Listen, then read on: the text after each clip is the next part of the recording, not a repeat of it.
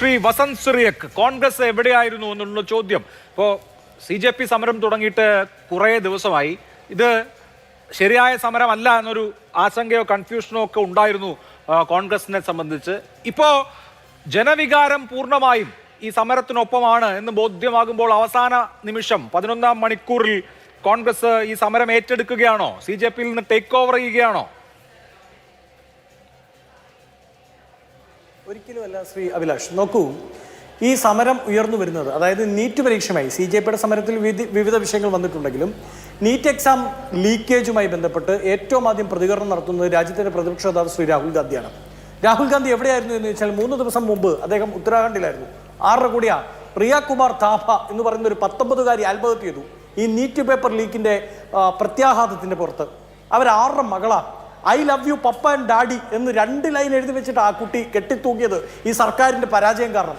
അയാൾ 6 മകനാണെന്നറിയാമോ? രാജേഷ് മാൾ എന്ന് പറയുന്ന കാർഗിൽ യുദ്ധത്തിൽ പങ്കെടുത്ത ഒരു ദേശസ്നേഹിയുടെ, ഈ സംഘപരിവാരത്തെ പോലെ കപട ദേശസ്നേഹിയല്ല, ആത്മാർത്ഥ ദേശസ്നേഹിയായ ഒരു ജവാന്റെ മകളായിരുന്നു. ആ താബയെ, ഈ റിയാകുമാർ താബയുടെ പിതാവായ രാജേഷ് മാളിനെ ചേർത്ത് പിടിച്ച് 25,000 വിദ്യാർത്ഥികളെയുമായി റിയയുടെ നാട്ടിൽ ഉത്തരാഖണ്ഡിലായിരുന്നു രാഹുൽ ഗാന്ധി. പിന്നീട് ഇങ്ങോട്ട് ഛത്രക്കെ ഗൂഞ്ച് എന്ന് പറഞ്ഞ് യൂത്ത് കോൺഗ്രസ് സംഘടിപ്പിക്കുന്ന പരിപാടിയുടെ ഭാഗമായിരുന്നു തിരുവനന്തപുരത്ത് അഭിലാഷിന്റെ റിപ്പോർട്ടർ റിപ്പോർട്ട് ചെയ്തില്ലേ കഴിഞ്ഞ ആഴ്ച ശ്രീ ഷാഫി പറമ്പിൽ അടക്കമുള്ളവരുടെ നേതൃത്വത്തിൽ നടന്ന സമരം. ഞങ്ങൾ രാജ്യത്താകെ സമരത്തിലാണ്. അതിന് മീഡിയ അറ്റൻഷൻ കിട്ടിയോ, അതിനേക്കാൾ കൂടുതൽ CJPക്കാണോ കിട്ടിയത് എന്ന ഏറ്റക്കുറച്ചിലുകളൊന്നും ഞങ്ങൾ നോക്കിയിട്ടില്ല. പിന്നീട് വലിയ ദാക്ഷിണ്യന്റെ ഭാഷയിൽ ശംഖു ചോദിച്ചു, രാഹുൽ ഗാന്ധി എവിടെ? കഴിഞ്ഞ ദിവസങ്ങളിൽ മുഴുവൻ നരേന്ദ്രമോദി തൊട്ട് ഇങ്ങോട്ട് എല്ലാവരും ചോദിച്ച് രാഹുൽ ഗാന്ധി സമരത്തിൽ ഇല്ല എന്ന് പറയാനാണ് ഉദ്ദേശിച്ചത്.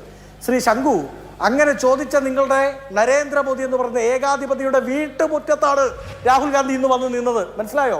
എവിടെ എന്ന് ചോദിച്ചവന്റെ വീട്ടുമുറ്റത്ത് വന്ന് നിൽക്കാൻ ഒരു ഈച്ച പോലും കടക്കാത്ത സുരക്ഷ അടച്ച് നിങ്ങൾ വെച്ചിരിക്കുന്ന, ഞങ്ങളുടെ അടക്കം നേതാക്കളുടെ ഓഫീസിലും മറ്റും IB ഉദ്യോഗസ്ഥരെ രഹസ്യ പണിക്ക് നിങ്ങൾ വിട്ടിരിക്കുന്ന IB ഉദ്യോഗസ്ഥന്റെ ഒരു ചെവിയിൽ കൂടെ പോലും കടക്കാതെ രാജ്യത്തെ മുഴുവൻ കോൺഗ്രസിന്റെ MPമാരെയുമായിട്ട് നിങ്ങളുടെ പ്രധാനമന്ത്രിയുടെ മുറ്റത്ത് വന്ന് നിൽക്കാൻ കോൺഗ്രസിന് അറിയാമെങ്കിൽ ഈ സമരം കൊണ്ടുപോകാനും ഞങ്ങൾക്കറിയാം. അതിന് ഈ ശംഖുവിന്റെ ആജ്ഞാപനത്തിന്റെ ഒന്നും ആവശ്യമില്ല. അതൊക്കെ കയ്യിൽ വെച്ചാൽ മതി ശംഖു. ഞങ്ങൾ ഈ സമരം ഇന്നലെ തുടങ്ങിയില്ല. പിന്നീട് അദ്ദേഹം പറഞ്ഞു, ഡീൻ കുര്യാക്കോസിനെ പിടിച്ചു തള്ളി ഡീൻ കുര്യാക്കോസ് തിരിച്ചു തള്ളുന്ന ചിത്രം കാണിക്കാമോ എന്ന് അഭിലാഷിനെ വെല്ലുവിളിക്കുന്നത് കേട്ടു. ഞാൻ കാണിക്കല്ലോ. എന്തിനാ അഭിലാഷിനെ കാണിക്കുന്നത്?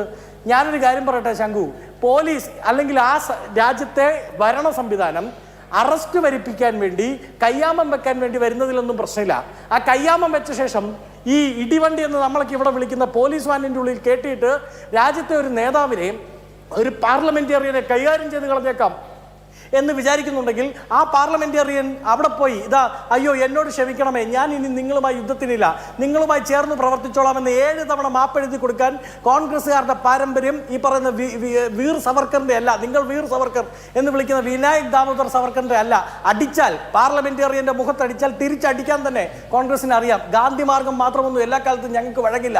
നിങ്ങൾ പറയുന്ന മറ്റേ ഈ മാപ്പെഴുതുന്ന പരിപാടി ഉണ്ടല്ലോ, അതും നിങ്ങൾ അവിടെ നാഗ്പൂർ ആസ്ഥാനത്ത് നിങ്ങളുടെ കൂട്ടരെ പഠിപ്പിച്ചാൽ മതി, ഞങ്ങളെ പഠിപ്പിക്കാൻ വരണ്ട. ഡീൻ കുര്യാക്കോസ് തിരിച്ച് ആക്രമിച്ചിട്ടുണ്ടെങ്കിൽ, പ്രതിരോധിച്ചിട്ടുണ്ടെങ്കിൽ അത് തന്നെയാണെന്ന് ഈ സമരത്തിന്റെ മാർഗം. എന്താ തെറ്റ്?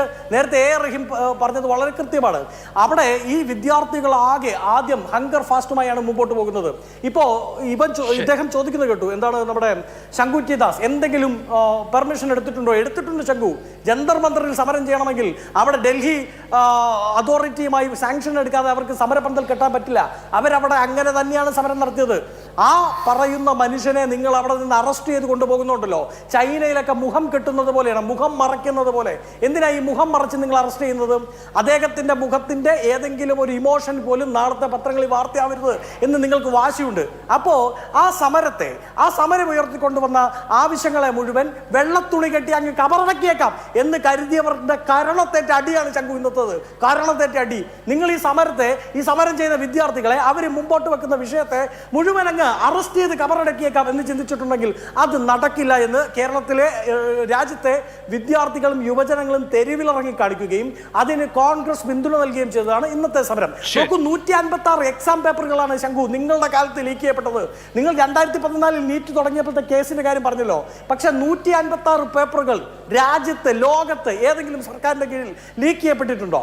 156 പേപ്പറുകൾ ലീക്ക് ചെയ്യപ്പെട്ടു. അനൌദ്യോഗിക കണക്ക് 78 വിദ്യാർത്ഥികൾ ആത്മഹത്യ ചെയ്തു.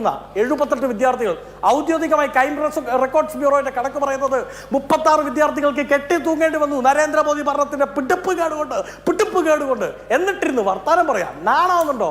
നാണം എന്ന് പറഞ്ഞൊരു സാധനം വേണ്ടേ? വിദ്യാർത്ഥികൾ മുഴുവൻ ഡൽഹി ആസ്ഥാനത്ത് സമരത്തിന് വന്നിട്ട് ദില്ലി പോലീസ് ബാത് കരോ ഹാവോ ഹമാരെ സാത്ത് ചലോ, ഞങ്ങളുടെ അടുത്ത് വന്ന് സംസാരിക്കുന്നു ദില്ലി പോലീസിനോട് വിദ്യാർത്ഥികളും രാജ്യത്തെ ഈ ഭരണാധിപന്മാരോട് മുഴുവൻ പ്രതിപക്ഷം പറഞ്ഞല്ലോ. നിങ്ങൾ എന്താ കേൾക്കാത്തത്? നിങ്ങൾക്ക് എന്താ സംസാരത്തിന് ലെറ്റ്സ് ഹാവ് എ ടോക്ക് എന്ന് പറയാനുള്ള ആർജവമില്ലാത്തത്? അതല്ലേ പ്രശ്നം? ഒരു സംസാരത്തിനുള്ള സ്പേസ് പോലും കൊടുക്കാതെ ഈ CJPയും കോൺഗ്രസും മുമ്പോട്ട് വെക്കുന്ന ആവശ്യം എന്താ? ആത്മഹത്യ ചെയ്യേണ്ട വിദ്യാർത്ഥികളുടെ കുടുംബത്തിന് 5 കോടി നഷ്ടപരിഹാരം.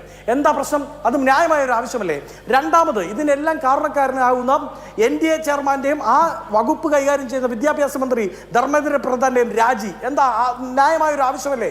പിന്നീട് ഈ വിഷയവുമായി ബന്ധപ്പെട്ട് കഴിഞ്ഞ വർഷവും ഈ ലീക്കേജ് ഉണ്ടാകുമ്പോൾ നീറ്റ് അത്ര നീറ്റല്ല എന്ന് ഞങ്ങൾ കുറെ കാലമായി പറയുന്നതാണ്. അല്ലാതെ ഈ CJP ഉയർന്നു വന്നതിന് ശേഷം ഒന്നുമല്ല ഈ വിഷയം ഉണ്ടാകുന്നത്.